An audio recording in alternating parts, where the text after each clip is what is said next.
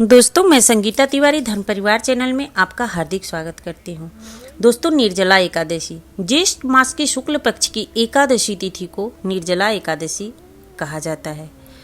दोस्तों, निर्जला एकादशी मतलब बिना जल के बिल्कुल निर्जल रहना और ज्येष्ठ मास की तपती गर्मी में बिना जल ग्रहण किए व्रत रखना एक तपस्या के समान है। दोस्तों, इसी कारण इस एकादशी को सभी एकादशी में श्रेष्ठ माना गया है। पौराणिक कथा के अनुसार महर्षि वेद व्यास ने महाभारत में वर्णन किए हैं कि सर्वप्रथम इस व्रत को भीमसेन ने किया था। इस वजह से इसका नाम भीमसेनी एकादशी कहा जाता है। दोस्तों, एक बार भीमसेन ने महर्षि वेद व्यास से पूछा कि गुरुदेव, मेरा पूरा परिवार सब प्रकार का व्रत रखता है, सभी एकादशी व्रत रहता है, लेकिन हमें भूख बर्दाश्त नहीं होती, इस कारण मैं कोई व्रत नहीं करता। कृपया ऐसा कोई व्रत बताइए जिससे सभी एकादशी साल के सभी व्रत पूजा का फल प्राप्त हो जाए। तो महर्षि वेद व्यास ने ज्येष्ठ मास के शुक्ल पक्ष की एकादशी को निर्जल व्रत रहने को कहा, जिससे सभी प्रकार के व्रत का फल प्राप्त हो जाता है। और तभी से इस निर्जला एकादशी व्रत का शुरुआत हो गया। दोस्तों, इसी से इसको भीमसेनी एकादशी भी कहा जाता है। मान्यता है कि मात्र निर्जल एकादशी व्रत रहने से संपूर्ण व्रत की फल की प्राप्ति होती है। निर्जला एकादशी में एकादशी के सूर्योदय से लेकर द्वादशी के सूर्योदय तक बिल्कुल जल ग्रहण न करने का विधान है। इसलिए निर्जल रहकर मतलब ज्येष्ठ मास की तपती गर्मी में पूरी तरह निर्जल रहकर भगवान श्री हरि विष्णु माँ लक्ष्मी की पूजा करने से वर्ष के 24 एकादशी का संपूर्ण फल प्राप्त होता है।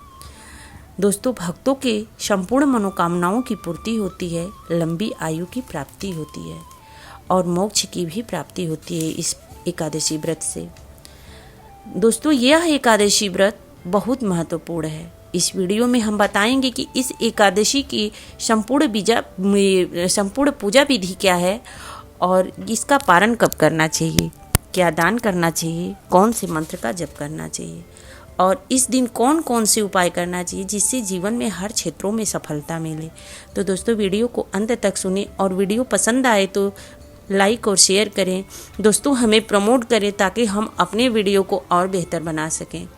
जो लोग कोई व्रत उपवास पूजा नहीं रखते उन्हें इस एकादशी को धारण अवश्य करना चाहिए। इस एकादशी व्रत में जल फल भोजन नहीं ग्रहण किया जाता, शास्त्र में कहीं विधान नहीं है। लेकिन अगर आप निर्जल व्रत रखने में असमर्थ हैं तो जल ग्रहण अवश्य करें। दोस्तों, जैसे कि व्रत का नियम होता है कि दशमी तिथि से ही नियम का पालन करना आवश्यक है। किसी भी कीमत पे लहसुन, प्याज, मांस, मदिरे किसी भी तामसी चीज़ों का त्याग करना चाहिए। दोस्तों, दशमी तिथि के दिन सूर्योदय के बाद भोजन नहीं करना चाहिए, फलाहार रखें। दशमी तिथि से ही ध्यान रखें कि ब्रह्मचर्य का पालन करना आवश्यक है। भूमि पर शयन करने का विधान है शास्त्र में। अगर आप भूमि पर शयन नहीं कर सकते, असंभव है करना, तो अपने बिस्तर की शुद्धता का अवश्य ध्यान रखें। एकादशी के दिन प्रातः जल्दी उठें, नित्य कर्मों से निवृत्त होकर स्नान कर स्वच्छ वस्त्र धारण करें। दोस्तों, शास्त्र में नियम है कि पवित्र नदी गंगा स्नान करना आवश्यक है और बहुत महत्वपूर्ण है गंगा स्नान करना। लेकिन अगर आपके घर के पास गंगा नहीं है, गंगा नदी कोई पवित्र नदी नहीं है, तो आप अपने जल में थोड़ा गंगा जल मिश्रण करके स्नान करें। अगर गंगा जल भी नहीं उपलब्ध है आपके घर में तो पूरी तरह से शुद्ध जल से स्नान करें। सर्वप्रथम सूर्य देव को जल अर्पित करें, उसके बाद भगवान श्री हरि विष्णु और माँ लक्ष्मी की विधि विधान से पूजा करें। दोस्तों, सबसे पहले विष्णु भगवान के सामने शुद्ध घी का दीपक जलाएं।